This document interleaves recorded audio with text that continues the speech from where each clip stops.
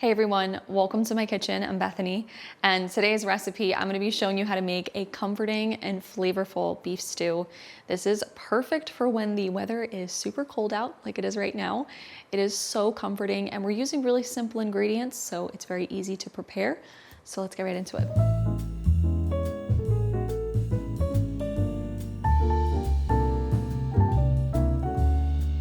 Okay, so the first thing that we want to do is get our beef ready for the beef stew.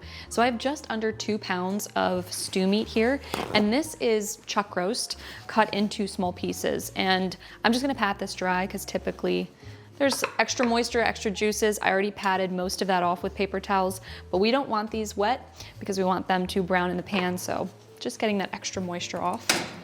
So big thing with making beef stew, you want these to be a nice size. So thankfully my beef farmer has cut these into nice 1-inch pieces. You don't want them super big because we really want these to become tender while cooking in the oven.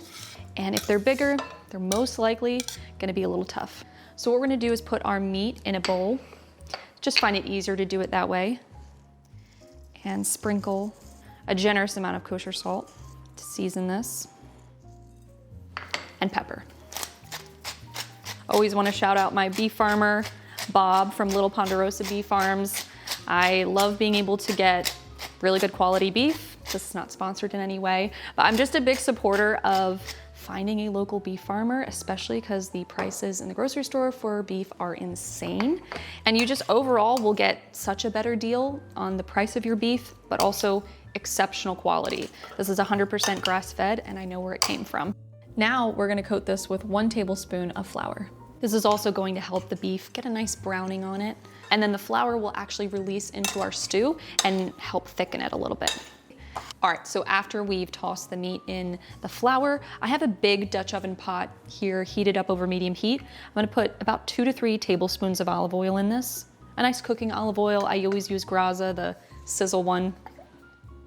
And now in batches, we're going to brown our stew meat, but we don't want to overcrowd the pan. If you overcrowd the pan, then you'll have the meat steam.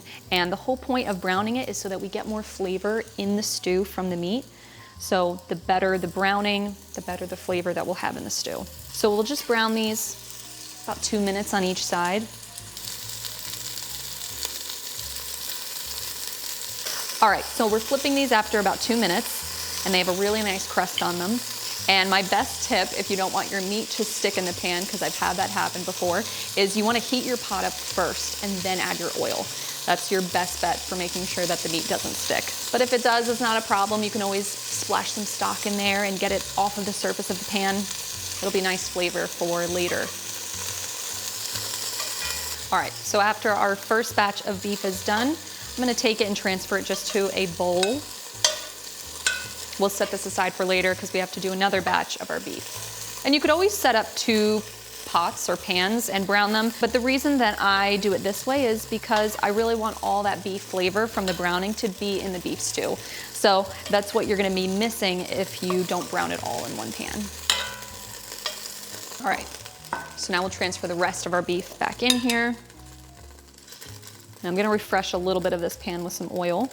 I absolutely love beef stew. I feel like it's so nostalgic, and it's such a childhood recipe from cold winters that my mom would make.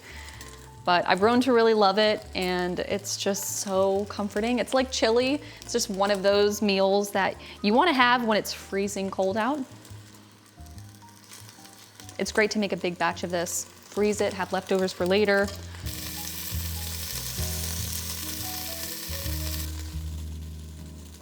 So after our last batch of meat is browned, we'll set this aside in the bowl and get our vegetables prepped. All right, so I've turned my pot off the heat, but what I wanna do before it continues to cook and potentially burn the things on the bottom, I'm gonna splash the bottom of the pot with a little bit of beef stock that we're gonna use later. And my pot is already cooling now. But that way, that's not gonna burn, and we'll use all of that for flavor. Plus that broth is all gonna absorb with our vegetables. So we first want to cut up 1 large onion. I generally like to cut all my vegetables really small, especially for soups and sauces. But in this case, for a beef stew, we want some rustic cuts. So I'm gonna dice the onion in just rough cuts some bigger chunks. That's the nice thing about beef stew. The prep doesn't take long because you just roughly cut the vegetables. So I'm gonna turn the heat back on in my pot and add my diced onions. That'll take a minute to heat back up, but that's fine. So then the recipe calls for 4 celery stalks, but my celery stalks are so small, so I'm actually gonna use 5. And these are gonna be just 1/2-inch slices, rough cuts again. Add those in. My eyes are already tearing from the onion. And then we have 4 carrots. I'm using 4 medium to large carrots. We're just gonna cut these into 1/2-inch slices. If you notice, I never peel my carrots. I just find that so much of the flavor is in the skin and in the peel. And so that's where a lot of the nutrients are. So I never peel them. You can totally peel your carrots, but I think it's more flavor. All right, so now we'll sprinkle a generous amount of salt on there. Then we'll mix that in. And all those brown bits on the bottom from the browned meat are gonna come off, and just mix in with those vegetables. It's really gonna flavor the stew nicely. I'm gonna sprinkle a little bit more salt in there. And we'll let these cook for just a few minutes. We want them to soften. And then while we cook those, we'll prep our garlic cloves. We're gonna use 6 garlic cloves.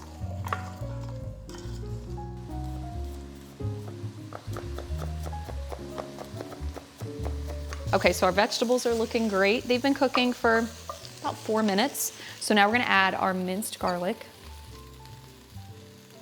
We'll mix that in, cook it for 30 to 60 seconds. It already smells so good.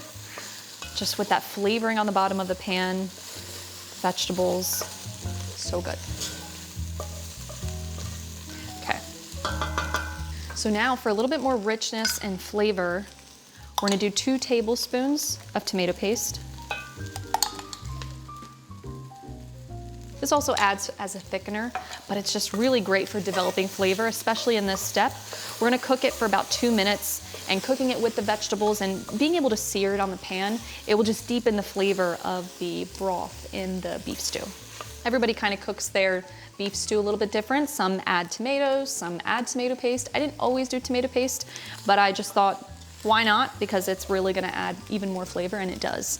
But I don't do whole tomatoes in this. I like it to be a nice, smooth broth. All right, so while the tomato paste is cooking, I'm gonna prep my potatoes. So I have 4 medium-sized potatoes. I'm using a mix of red and yellow potatoes, and I'm just gonna cut those into quarters.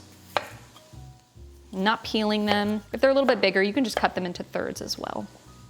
But the potatoes are great. They make this so hearty, and they're actually gonna release a lot of starch into the stew and help naturally thicken it as well.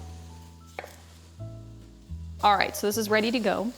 So now we're gonna add 5 cups of beef stock.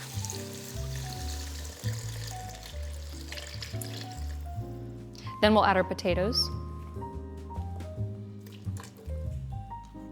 And then our meat back to the pot. That looks so good.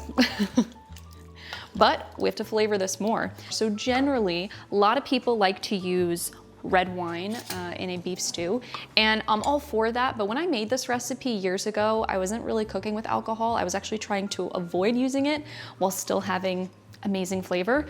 So if you don't use alcohol, this is a great recipe for you. But we're gonna do 1 tablespoon of Worcestershire sauce, and this is gonna add serious depth of flavor to our beef stew. So you really don't have to use the wine, but you could replace 1 cup of the beef stock and add wine as well, make it even more flavorful. Then we're gonna do a 1/4 teaspoon of garlic powder and a 1/4 teaspoon of onion powder just to layer in a little bit more flavor. It's nice to have a concentrated flavor of the onion and garlic too, but just a little bit. Then we're gonna do 2 teaspoons of fresh thyme, and I'm just gonna peel this right off of the stem. Then after the thyme, we'll add 2 teaspoons of fresh rosemary. Both of these just add so much flavor to the whole beef stew. You need fresh herbs in a stew. So we'll toss everything together. Then of course, we're gonna season with a generous pinch of salt and black pepper.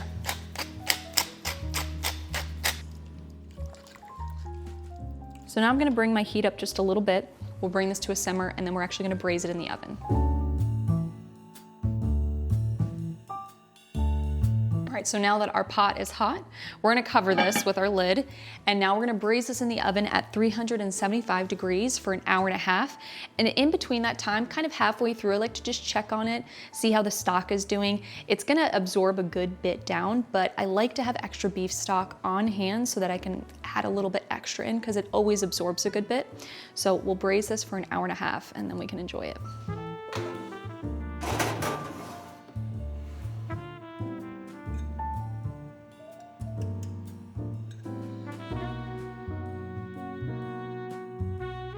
Okay, so the beef stew is out of the oven. The whole house smells amazing.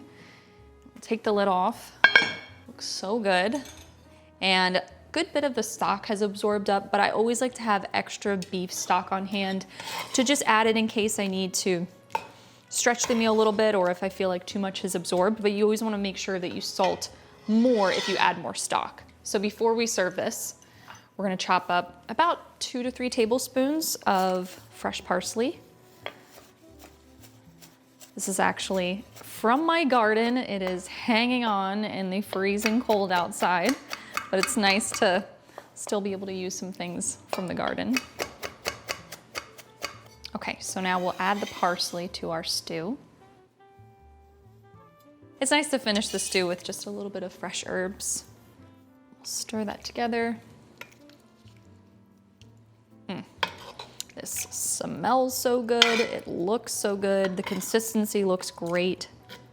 So before we do an official tasting, I just want to taste the broth to make sure that it's well seasoned. You always want to taste something before you serve it, and then salt it if it needs it.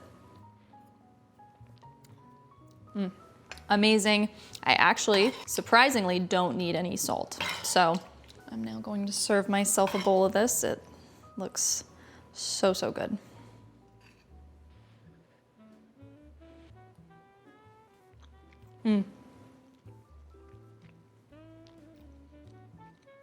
That is so good. That meat is so tender.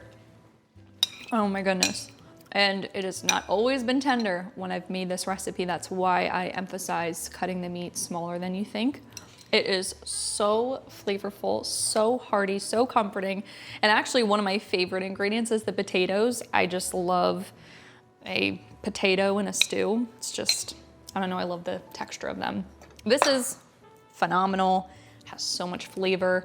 I served this for my family a few nights ago and they all loved it. I don't think my parents had had it before, and they were raving about how flavorful the broth was and just the whole dish. They loved it, and they were asking for servings of it after we film, so I'll be sharing this with them. So I made this for my family, but I also made this the other night when I had ice skating. So I've mentioned in other videos that I'm a figure skater, and there's one day of the week that I coach, and so I'm on the ice for a number of hours and I get so cold. I seriously come home and I am literally chilled to the bone. I cannot get warm. And I served this that night. I had it already prepared and I came home and it was just like a warm hug. It was everything that I needed because I was seriously so cold. So it's just perfect if you're literally chilled to the bone like I was. Well, I hope you guys enjoy this one. It is definitely a recipe to repeat through the colder winter months. And if you like this recipe, you might also enjoy our chili. That's one of my other staples for the winter time. And if you try this, you can leave me a review on the website. I always appreciate those, or you can leave a comment down below. And as always, I so appreciate you guys subscribing and commenting every week, liking the videos, however you're supporting the channel, just watching the videos. I'm so, so grateful. And as always, I'll catch you in the next recipe and I'll see you in the comments.